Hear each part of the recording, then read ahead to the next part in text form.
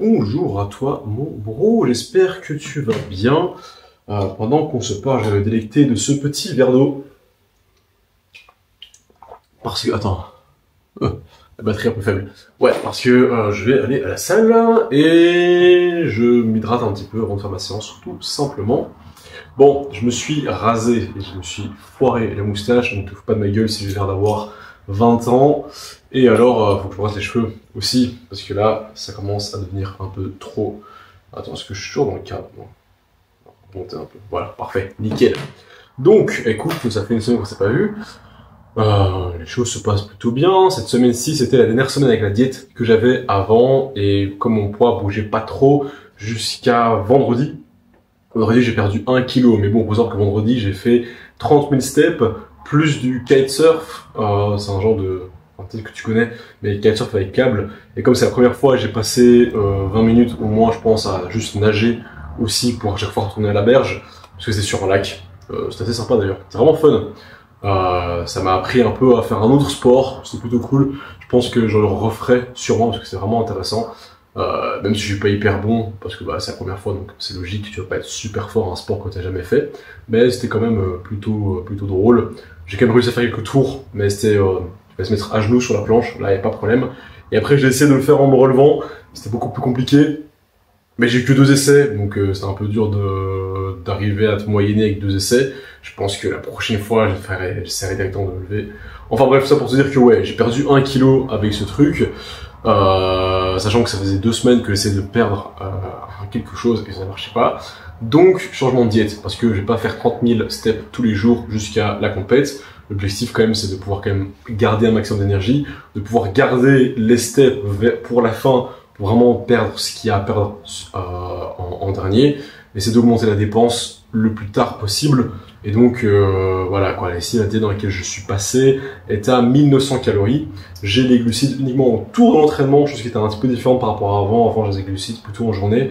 Maintenant, je les ai autour de l'entraînement, avant et après, ce qui va pouvoir me permettre de avoir probablement une meilleure congestion, une meilleure énergie pendant l'entraînement, chose qui n'a pas été un problème avant. Hein. Je m'entraînais très bien sans glucides, mais je me dis comme ici, je vais être très bas en cale, vaut mieux les mettre dans cette zone-là. Donc, je suis plus ou moins à 95,5 kg, donc 95 et demi.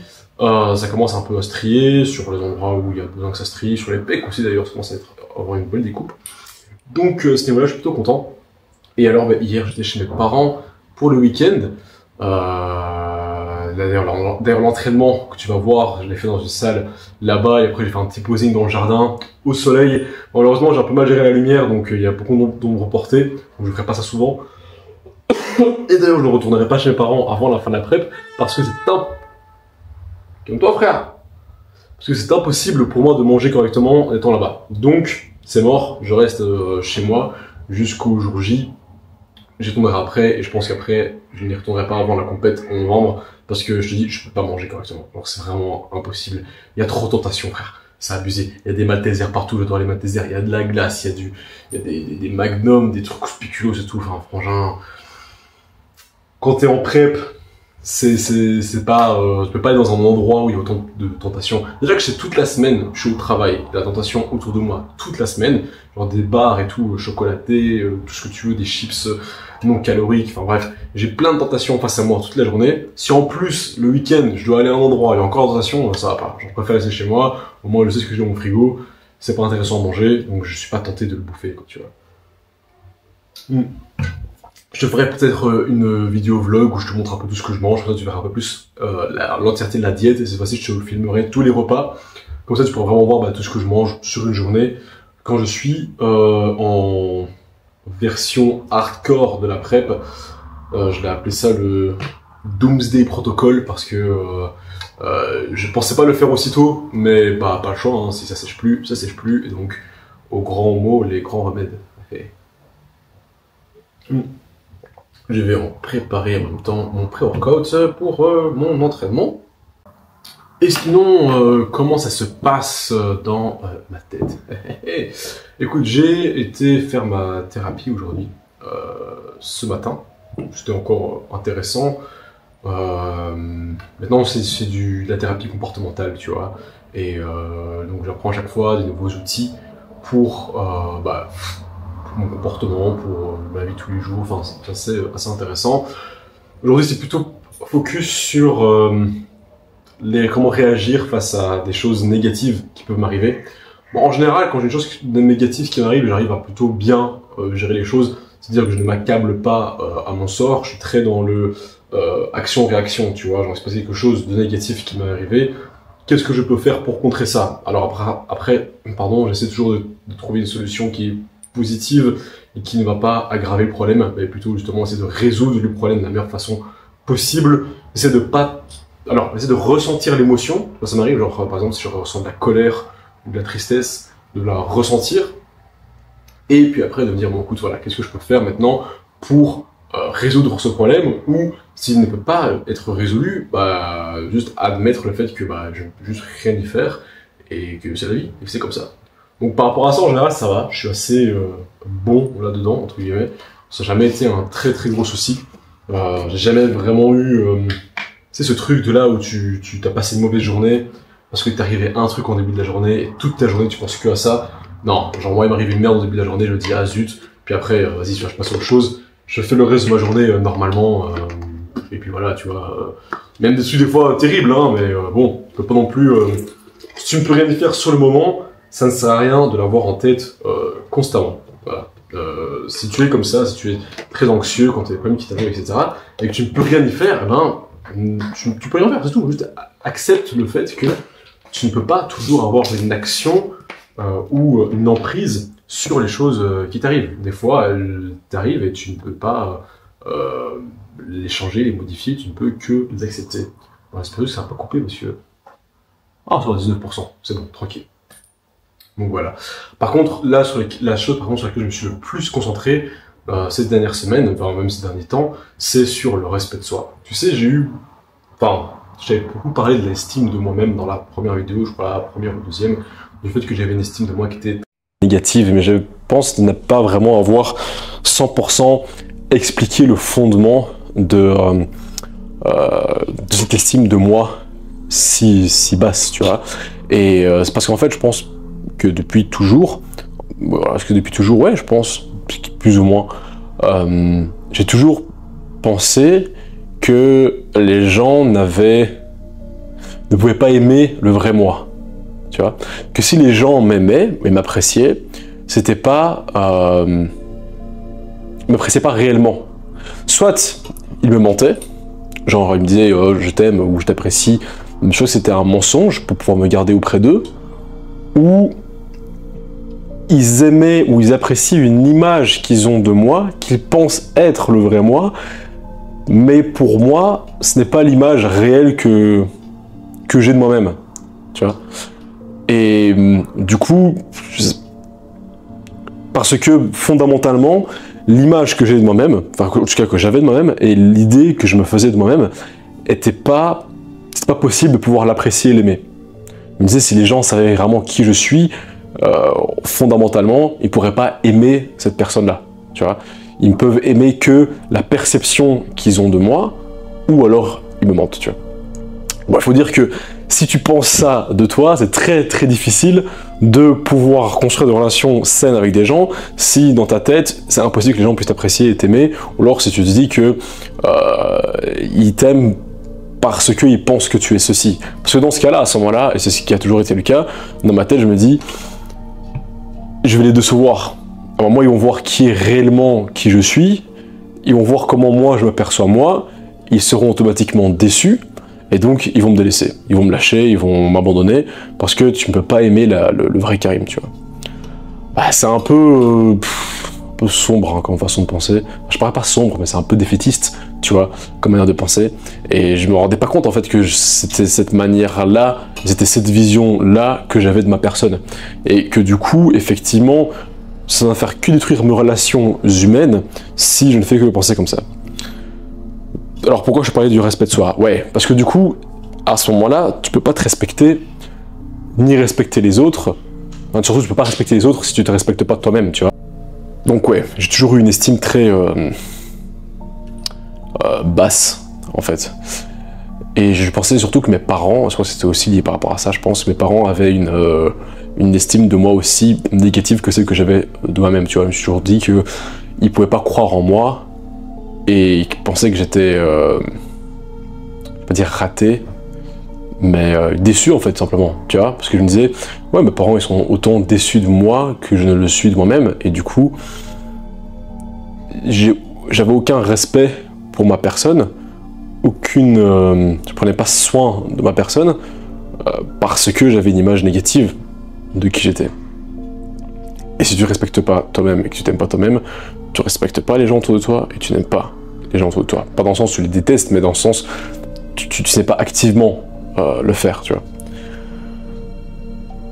Jusqu'à ce que, il y a quelques semaines maintenant, en parlant avec ma mère au téléphone d'un sujet qui n'a strictement rien à voir avec le bodybuilding, la musculation, etc., elle m'a dit, il faut savoir que ma mère, elle est très directe, tu vois. Elle réfléchit pas toujours à ce qu'elle dit. Elle dit les choses quand elle rentre dans sa tête et ça sort directement, tu vois. Il y a des gens qui sont très réflexifs sur ce qu'ils disent. Ils sont toujours en train de penser à ce qu'ils vont dire, etc. avant de le dire. Ma mère, c'est tout l'inverse. C'est d'abord, ça rentre, ça sort. Et parfois, après, dans certains cas, elle va repenser à ce qu'elle a dit, tu vois. Mais bon, dans tous les cas, en général, c'est très direct.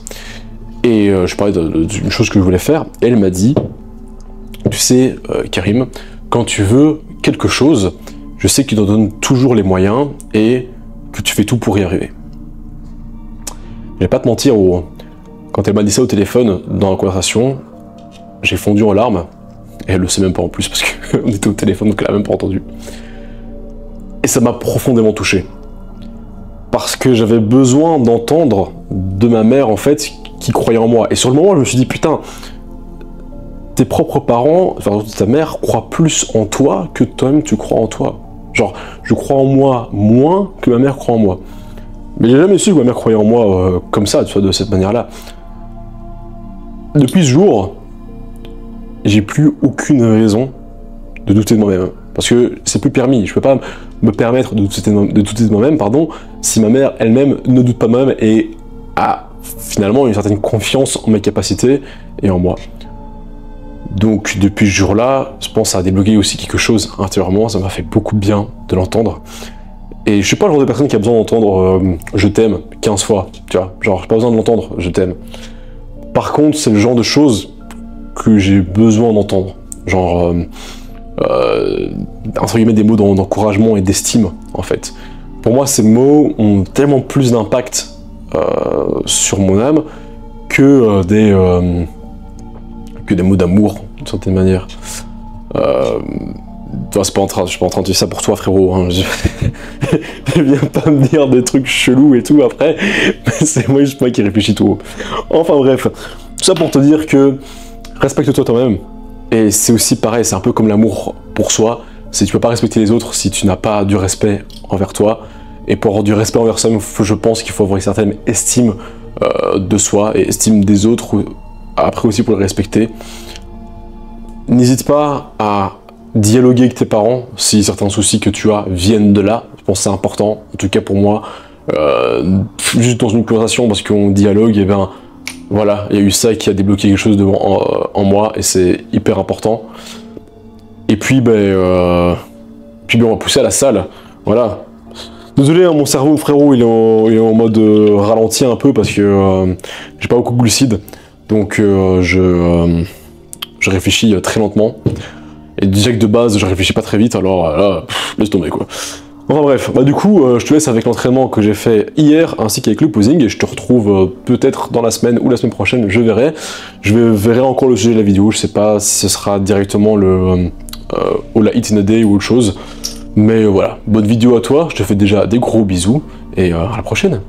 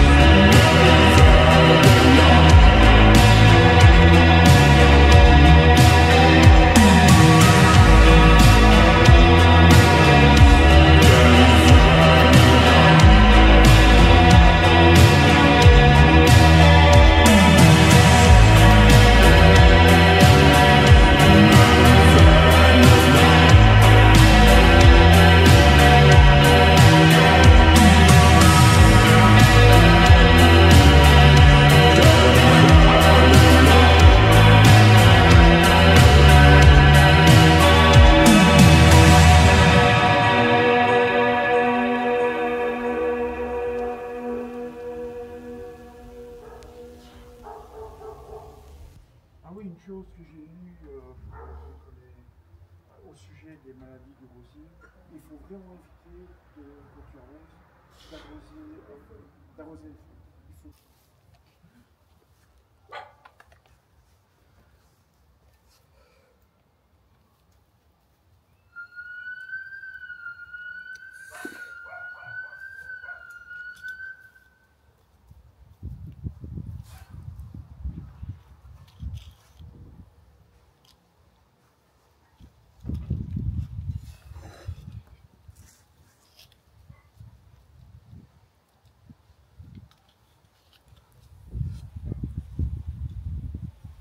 Gros bisous.